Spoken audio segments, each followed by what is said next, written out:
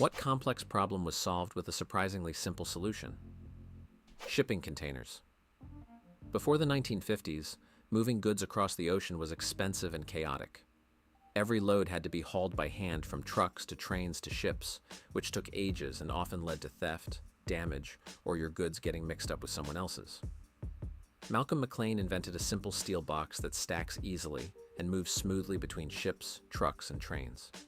It cut loading time from days to hours, reduced costs by 90%, and quickly became the standard of global trade.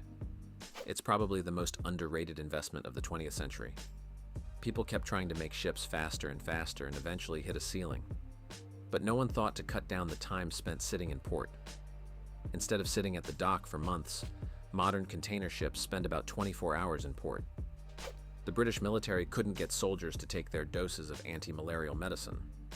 At the time, it was quinine mixed with water, what they called tonic. Quinine is incredibly bitter, so soldiers refused to drink their daily tonic and got sick or died from malaria. The simple solution was to issue the soldiers a ration of gin, which masked the taste of the quinine. And that's how the gin and tonic was born. Maybe it's just me, but I like tonic on its own. Although modern tonic probably tastes a lot better than the original. Modern tonic has far less quinine than it used to, and they often add sweeteners or other flavorings.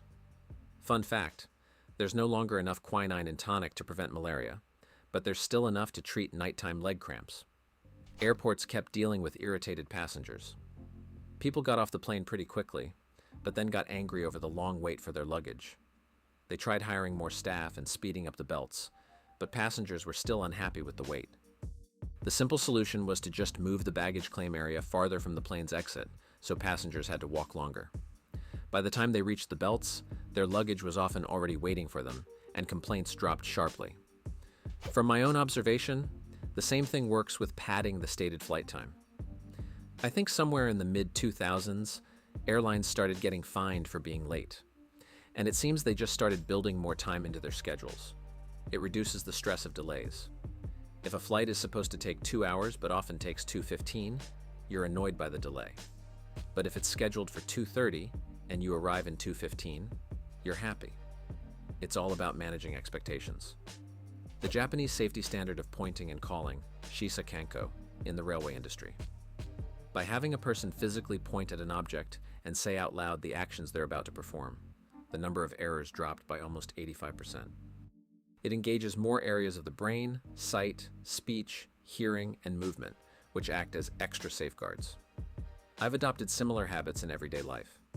Before leaving the house, I always touch my keys, wallet, and phone. I keep my eyes on what I'm doing. I make an okay gesture after locking the door so I don't second-guess myself later, and so on. Oh, there's a great example. In lung transplants, there was a serious problem for a long time. How long can an organ stay outside the donor's body and still be usable for transplant? Traditionally, lungs are stored on ice at around 4 degrees Celsius, and the acceptable ischemia time is usually 5 to 6 hours. After that, the risk of complications rises sharply. This creates a lot of logistical challenges. In recent years, complex and very expensive devices have appeared that extend this time. They keep the lungs warm, pump oxygen-rich blood through them, and mimic how the organ works. But it unexpectedly turned out that a much simpler solution works too. If you store the lungs in an ordinary refrigerator at around 10 degrees Celsius, the ischemia time can be increased to 12 hours or more, with no worse outcomes than classic cold storage. The Wing Commander game series needed more memory than the standard limit of the MS-DOS operating system, back before Windows. So they had to use expanded memory management, which was pretty complicated in itself. During development of the first game, a bug was found. After you quit the game, the expanded memory manager would print an error message in the command line. It looked bad, even though it didn't actually affect anything by that point. The game was already closed. To avoid spending time on an urgent fix while still being able to calmly demo it to interested people, one of the developers took the simple route. He edited the memory manager itself and replaced that error message with the phrase, "Thank you for playing Wing Commander." Trying to load all the drivers you needed before Microsoft released MemMaker was a real pain. Oh, you want the joystick and the sound to work? Women and their newborn babies were dying of infection after childbirth. What was the solution? Doctors started washing their hands before and after examining a patient. I forget the name of the doctor who figured this out, but I remember he was stripped of all his titles and sent to an asylum for trying to get doctors to adopt the practice. Ignaz Semmelweis. It's also worth adding that the maternity ward was in the same building as the morgue, like in a normal hospital, and the doctors would go straight from the dead to women in labor without washing their hands. I hate to be that pedantic guy, but honestly, fine. Who am I kidding? I actually enjoy it. A few years ago, I dug deep into the history of Ignaz Semmelweis, to the point of reading a book he wrote himself. And it turns out, yes, this will surprise a lot of people, the common internet story and the real events are, to put it mildly, not the same thing. The popular claim that doctors didn't wash their hands isn't true. They did wash their hands. The question was, with what? Semmelweis insisted on using a chlorinated solution, essentially a weak bleach, rather than plain water. The strongest part of his work was how he collected and analyzed data, showing that this method really did reduce mortality. That data was so convincing that the hospital where he worked officially made it a standard. Then Semmelweis started actively promoting his findings. What amused me most was how Sir James Simpson of Scotland reacted. He was genuinely shocked reading about what conditions were considered normal at the Vienna General Hospital. As it turned out, doctors in Britain had been washing their hands with a chlorinated solution for many years. Meanwhile, the Vienna hospital had other, far more serious problems that went unsolved for a long time. Later, Semmelweis was, predictably, passed over for a promotion and left his position. But that had nothing to do with hand washing. He had an extremely harsh, confrontational personality and managed to quarrel with almost everyone. In fact, a large part of his book is correspondence, in which he argues with colleagues and gets irritated letters back.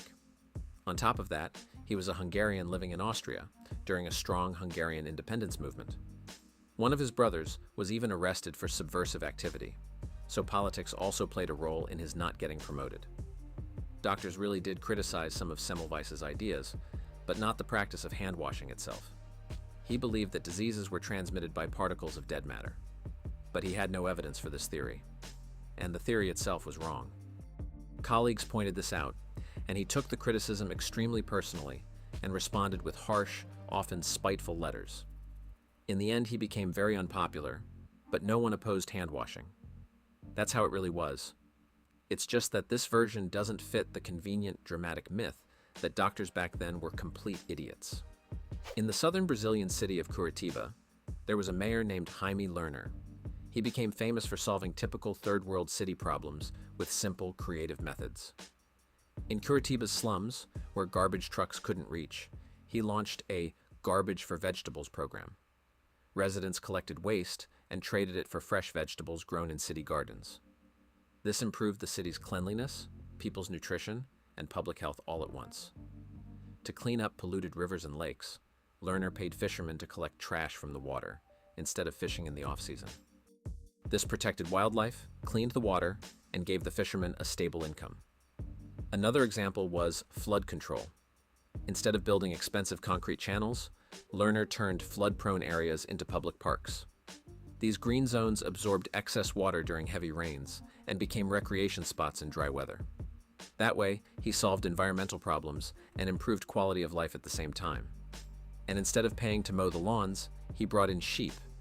Instead of an expensive underground subway, he developed a surface bus rapid transit system in dedicated lanes with stations, which carried just as many people but cost 6 times less. One problem was precisely aligning the buses with the boarding platforms. Foreign consultants offered lots of expensive tech solutions. He solved it with a simple pencil mark. Ecuador did something similar. People were allowed to turn in trash and recyclables in exchange for bus tokens. The cities got cleaner, and less well-off people gained the ability to get around more freely, find better jobs, and get on their feet in general. It coincided with tighter controls on single-use plastic imports, and the program turned out to be extremely successful. This is an old tale told in management classes. A toothpaste factory had a serious problem. Too high a percentage of the boxes being shipped out, through human error, ended up with no tube inside, over 1%. It started seriously hurting the brand's reputation. Customer complaints came pouring in. Management called in experts from everywhere, who started proposing engineering solutions. Scales to weigh the boxes, hiring a team of inspectors to manually double-check every employee's packing. The ideas kept growing, and so did the projected extra costs. And then suddenly, the defects disappeared. Management was completely baffled. None of the clever solutions had even been implemented yet. How was this possible? Out of curiosity, they walked along the conveyor and saw what had happened. Edna, the head toothpaste packer with 40 years of experience, had made one small change. She'd put an ordinary floor fan right by the belt before the boxes were loaded onto the truck. A full box with a tube. Everything's fine. The airflow is too weak to move it. An empty box that no one noticed. The light cardboard can't hold up. The fan blows it onto the floor, and it doesn't go out to the customer. The moral of the story in management courses: listening to your people is more effective than hiring expensive experts. And if you imagine this story is real, then it turns out Edna and her fan very simply solved a complex problem. I don't know how it is in other countries, but in France, in the mountains and regions far from the sea, iodine deficiency was a serious public health problem. Before refrigerated transport, people simply had no access to seafood. The solution turned out to be simple. They added a small amount of iodine to table salt, and the problem disappeared almost instantly. Aviation checklists. Before the B-17 prototype crashed in 1935, pilots were simply trained on what actions to perform during startup, takeoff, climb, and so on. One very experienced test pilot forgot to remove the gust locks before takeoff, the restraints that keep the control surfaces from flapping in the wind on the ground. After the crash, engineers developed the first checklists for each stage of flight so that every item, big and small, would be verified without having to rely on memory alone. Clean water. A huge number of complex public health problems were solved or greatly reduced by controlling municipal water systems and ensuring clean water. Clean water laws had a faster effect on life expectancy than vaccines and antibiotics. With vaccines and antibiotics, it takes a whole generation before the increase in life expectancy starts showing up in the statistics. But the evidence that sanitary water saves lives became obvious within a couple of years. Source: Gerald Grob, The Deadly Truth, A History of Disease in America. People love to bring up the tale that American astronauts supposedly spent huge sums and years of development on a pen that could write in zero gravity, while the Russians just used pencils. But in reality, this story was heavily simplified for the sake of a punchy anecdote. Pencils in space created real problems. Tiny particles of graphite could break off, float around the cabin, get into electronics, and cause short circuits, which is extremely dangerous. On top of that, such particles were easy to inhale, and they could accidentally get into an eye. That's exactly why the Fisher Space Pen uses pressurized nitrogen cartridges that push the ink out with no dependence on gravity.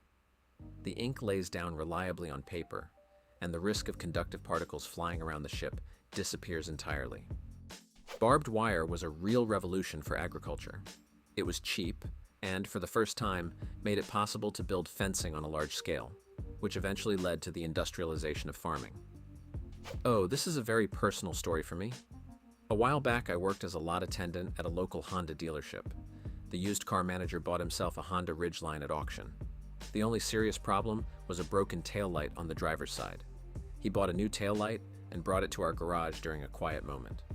So me, my coworker, and the manager set about replacing it. If you don't know the Honda Ridgeline, its tailgate is different from most pickups. It can open sideways, like a regular door. The hinge is on the driver's side, and next to it, there's a bolt you have to unscrew to remove the broken light. We spent quite a while trying to reach that bolt. At some point, the general manager came in and asked, "What are you guys even doing here?" We explained the problem, and he joined in too. In total, about 40 minutes passed. I went to the tool cabinet to find anything that might make it easier to reach the bolt. Found nothing. I turned around, and then it hit me. I told everyone to stop and declared that we were all idiots. They looked at me, confused. I walked over, closed the tailgate, and then lowered it down like on a regular pickup. Done. Instant, easy access to the bolt. We replaced the light in 5 minutes. The general manager said we would never speak of this again. Many deadly infections were beaten after the discovery of a forgotten moldy Petri dish. Penicillin and antibiotics? Power. Not quite. The mold produced an incredibly small amount of the substance. In theory, it was simple, but when Ernst Chain and Howard Florey actually tried to use it in medicine, they had to use almost every room in the university where they worked to grow the mold. And even the amount they got still wouldn't have been enough to save a single life. They had to move to the US, where enormous industrial capacity combined with active selective breeding eventually made it possible to produce it in quantities large enough to save people. Smallpox was an extremely deadly disease. Mortality during outbreaks is estimated at around 20 to 30%, and in some cases reached even higher. People tried different ways to fight it. In China, they used dried, ground-up scabs to induce a mild form of the disease and then immunity, but with a fatality rate of 2 to 3%. Despite the risk, this was considered a justified measure, and the knowledge spread to Europe and Africa. Edward Jenner developed a safer solution, using pus from cowpox to vaccinate people against smallpox. The word vaccine comes from the Latin vacca, cow. Jenner named the substance he used variolae vaccinae, meaning cowpox, and that name is what eventually stuck. The Mind the Gap warnings in the London Underground, both audio and visual, are considered effective thanks to a combination of repetition frequency, psychological impact, and clarity. All of this improves passenger safety despite a significant rise in their numbers. Mind the gap is the famous phrase from the London Underground, meaning watch out for the gap between the train and the platform. It warns passengers about an important but often unnoticed space that can cause dropped items or tripping. Bouncing bombs. To drop them, a plane had to fly at a very low and precisely fixed altitude. The solution they found was simple. They mounted spotlights under the plane so that the beams of light converged at exactly the right altitude. Small children don't always wake up to a smoke detector's alarm, so researchers created a version where, instead of a siren, a woman's voice says, "Wake up, the house is on fire." This turned out to be far more effective. The kids actually got up and climbed out of their cribs. Did it even help? There was a thread once about the most depressing fact you know, and one answer still haunts me. Small children try to hide from a fire, not run from it. A study found that alarms with a male, female, or combined voice signal woke 85 to 89% of children and got 84 to 89% of them to leave the bedroom, whereas an ordinary high-frequency tone woke only 56% of children and just 55% actually left the room. Medieval astronomers came up with epicycles, small circles within a large circle, to explain the discrepancies in the planet's circular orbits. At least mathematically, it worked. Then Kepler came along and said, "Guys, it's an ellipse. You're missing an important part." Epicycles were also used to explain the retrograde motion of planets in the sky. We now understand this as the Earth catching up to and overtaking another planet. If you cut a big hole in the ice on a reservoir during a hard winter freeze, it reduces the growth of blue-green algae in the warm months. In the northeast US, during severe winter cold, reservoir managers run so-called bubbler systems to break up the ice over them. As a result, the water under the ice cools by a few more degrees, and that's enough to cause a mass die-off of non-native fish species, like alewives, which can't survive such temperatures. The number of these invasive fish directly affects the size and condition of the blue-green algae population in the water, and blue-green algae and the cyanotoxins they release are a highly undesirable thing in fresh drinking water. A story I was personally involved in.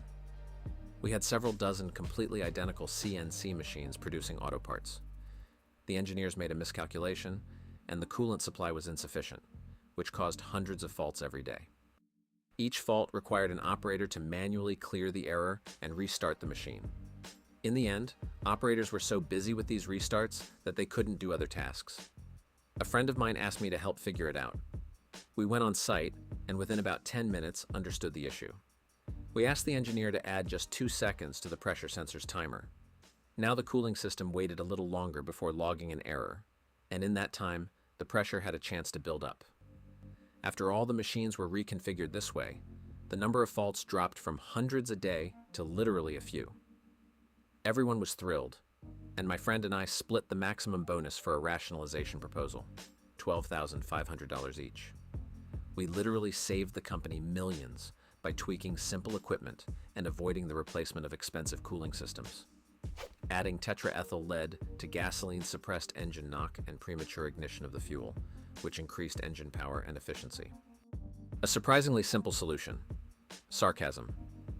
Scientists tried for a long time to obtain a single layer of graphite, graphene. Graphite is a special structure of carbon atoms, and a single layer is just one atom thick. It's the thinnest two-dimensional material known to humankind. The most advanced equipment was used, and teams from various companies, universities, and research organizations worked on the problem. One of these high-tech tools was a laser. Meanwhile, before experiments, the graphite blocks were cleaned of dust with ordinary tape. If memory serves, one night, after a couple of strong drinks, one of the scientists had a sudden flash of insight. He called a colleague, they rushed to the lab, and almost immediately got graphene. It turned out that the tape was exactly what peels the thinnest layers of graphene off the graphite, layers that had been thrown out with the trash all along. For these experiments, the scientists eventually received the Nobel Prize in physics. Graphene is cool because it's conductive, strong, flexible, and transparent. The problem is that the tape method is poorly suited for mass production. They tried other methods with varying degrees of success and promise. Most people will probably never see a device advertised as containing graphene, but it and its analogs will be everywhere. It turns out unwanted pregnancy can be prevented by putting a balloon on a bolt. Research into the best ways to fight poverty in developing countries found that simply giving poor people cash is the most effective method. The effect of a one-time cash payment lasted in the community for many years. Captain Cook treated scurvy with sauerkraut. It's maybe an oversimplification, but it still applies, considering that he didn't know the cause of the disease at the time. Apparently, he also tricked the crew into eating it by labeling the barrels as "for officers only" and letting the sailors steal it. I think I read that somewhere. Using the binary number system in computers. Early models tried to work in the decimal system, and it was terrible. Then they realized it's much easier to represent 1 and 0 with a voltage level. Problem solved. 2's complement became a brilliant way to represent negative numbers in a register. When you add two numbers with ordinary binary arithmetic, you get the right result regardless of the signs. It was the wheel of computing. Instead of fully digging out the Panama Canal, which would have taken longer and exposed the workers to tropical diseases for longer, they built a dam and partially flooded the route. To handle the difference in elevation, they used locks. Marvin Pipkin, an engineer at GE, was experimenting with acid treatment to frost-clear light bulbs. Clear bulbs are very harsh and poorly suited for reading and close-up work, so the task of diffusing the brightness was crucial. Pipkin filled a bulb with a weak acid solution and stepped away to answer a phone call instead of immediately draining the acid. When he came back, he accidentally knocked the bulb off the table, and instead of shattering, it bounced off the floor and stayed intact. It turned out that the only thing needed to make frosted bulbs commercially viable was simply to leave the weak acid solution inside a bit longer. Outhouses. In many areas without sewage systems or fixed toilets, people simply go into the woods to relieve themselves, which increases the risk of hookworm infection.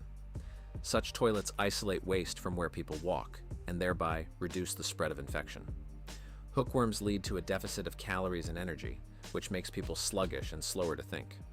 So even the simplest pit latrine can literally improve test scores and the general well-being of a community, just from a hole in the ground and a hole in a bench. It turned out that solving the ozone hole problem mostly came down to banning the substances that destroy the ozone layer, for example, the ones used in aerosols. NASA had a mission that required a device that worked in a vacuum. The lab version used an expensive vacuum pump. The team spent months trying to design a spaceflight-worthy version of the system. Development would have cost millions, and the device would have been fairly heavy. Management was unhappy with the engineer's solution. To one of the meetings between the engineers and managers, they invited a simple machinist, and he suggested a solution. Just open a valve to the vacuum of space so the air would escape. According to legend, the head of the project stood up right there in the meeting and immediately fired the lead engineer. The moral of the story is that you should listen to people who work with their hands. They often have the simplest solution. I don't remember which country exactly, But the number of suicides by prescription drug overdose noticeably dropped after pills started being packaged in blister packs instead of bottles.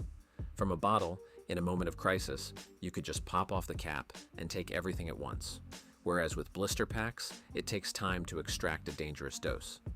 And in that time, many people manage to change their minds. Of course, nothing stops you from unpacking the pills in advance. But even so, this approach had a noticeable effect. In the early days of helicopters, controllability was a serious problem. When moving forward or in a strong wind, the lift was distributed unevenly across the rotor disc. Juan de la Cierva, one of the pioneers of autogyros and gyroplanes, found a simple solution. He installed hinges on the rotor blades, letting them rise and fall independently. Because of this, the angle of attack of each blade changed automatically, and the lift evened out across the entire rotor disc on its own. Thanks so much for watching. In the comments under the video, write what complex problem was solved with a surprisingly simple solution. And don't forget to check out our other videos. Big hug. See you tomorrow. Bye.